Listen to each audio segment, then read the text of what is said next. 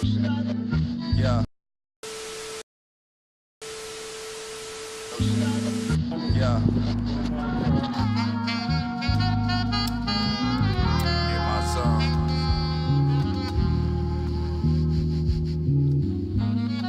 Trap jazz. Yeah. Keys to the city. You know. Philly mode. Yeah. Hey, look. Hey, this what happens when you make room for God's gift. Amongst your people, you create a continental drift. For my culture, it's the conversation. Trap jazz is the safe, and these keys is the combination. City full of rap trash, I ain't having that. Substance over everything, clean up, I'm at bat. They don't wanna see you shine, cuz. Tell them haters start from scratch, get in line, cuz. We ain't got time for it. We really doing this shit.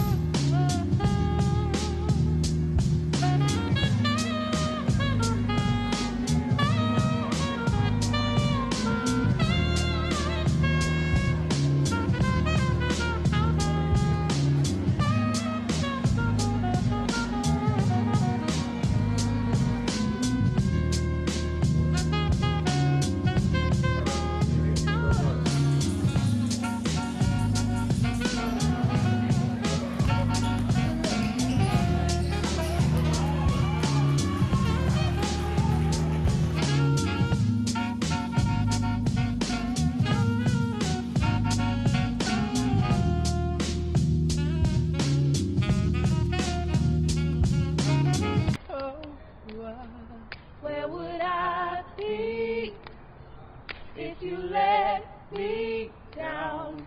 Where would I be if you let me down?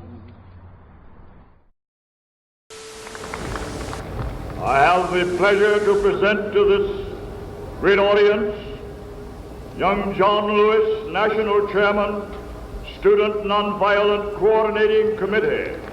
Brother John Lewis.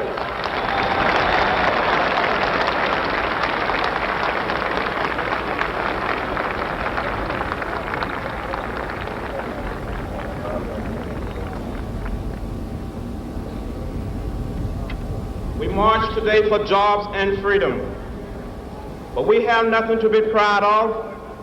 For hundreds and thousands of our brothers are not here.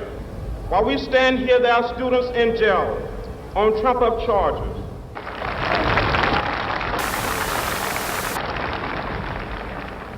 One man, one vote is the African cry. It is ours too. It must be ours.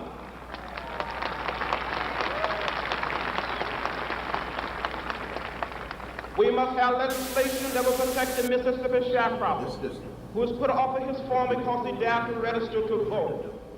We need a bill that will provide for the homeless and starving people of this nation. People all over the world. We need a bill that will ensure the equality of a maid who earns $5 a week in the home of a family. We should have automatic registration and stop making it so hard and so difficult for people to participate in the democratic process. President Carter said on one occasion that being able to vote, to cast a vote, should be as simple as getting a glass of water. Make it easy, make it simple, make it convenient. And I obviously did some research before our podcast today, Representative Lewis, and you're a man of very powerful quotes. We can talk about your quotes all day, but one that stood out to me, it said that every generation leaves behind a legacy. What that legacy will be is determined by the people of that generation. So when you think about today's generation, Representative Lewis, what legacy do you see being created or being left behind? Well, I believe that young people, the children in middle school and high school and university level going to lead. They're so smart. When I was growing up, I never heard of the internet. You hadn't heard of it. I hadn't heard of it. And you talk about social media. What is that? These young people, they get it. and they can use it. They can use it for good to help change our country. Absolutely, and my apology for not knowing this, but it's my understanding now that back in 1988, you sponsored the first bill for the National Museum of African American History and Culture. And to see that come to fruition a couple years ago, can you talk about that process and what that meant to you and what that means to us as a people for our culture? Well, several other people had the idea even before I was born. That was African-American soldiers had the idea that there should be a museum to reflect and tell the story of African-American in America since the days of slavery. And people tried, and I introduced the legislation. It took me more than 20 years to get it through the House. We would pass it through the House, but then it would be opposed by a member of the Senate. There was a senator from the state of North Carolina that each time it would come up, he would put a hold on it. In one Congress, we can get it through the House, but we couldn't get it through the Senate, and that kept happening over and over again. And we created a bipartisan effort. We came together, we got it passed in the House and in the Senate, and it was President George W. Bush who signed it into law. And at the dedication of the museum, President Obama and his wife, President George W. Bush, and his wife came for the opening. And it was an unbelievable day. I think we all shared some tears. And now it's probably one of the most visited places in Washington.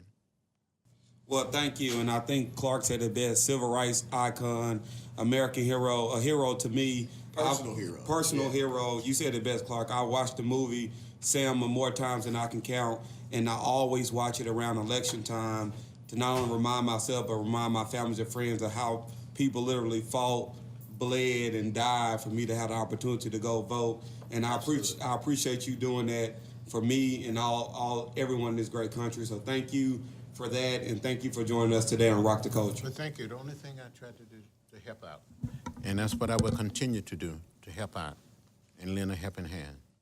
Well, I think you did more than just help out, Representative Lewis. Yes, sir. That's right. We really appreciate everything you have done, and on behalf of Arkansas, we appreciate you being here. We're big supporters of the Clark Tucker campaign, and we're grateful that you're in our presence today. Thank you, Representative John Lewis. But thank you so much. Well, welcome back to Rock the Culture, Season 2, Episode 5, history-making episode. We relevant, Man, I just got chills in my body, like no lie. This is the podcast where we bring in perspective and conversation on all things Little Rock, all things Central Arkansas, all things the culture. So shout out to Phillips College for giving us the space and the ability to come here to record today's special pod. Shout out to Q Note for his ability as a producer to take our show on the road, continue to give you good quality sound. And shout out to his guy, now our guy, J. Cole Lansing, who's here bringing in the photography, the video element to this week's pod, because it was historical. So we just didn't want to bring y'all the audio. We brought y'all the video today, and you even got to see the new merch. Got to see my handsome face today? Y'all, that's unfortunate, but y'all did. Y'all did get to see his face today. Seated with the cook up, now it's keys to the city. Every time you look up, and this is one thing they can't understand. Get money with the fam.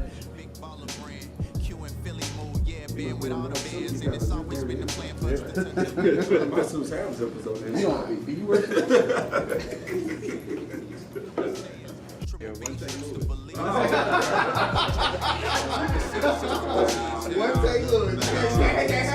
Six keys to the city.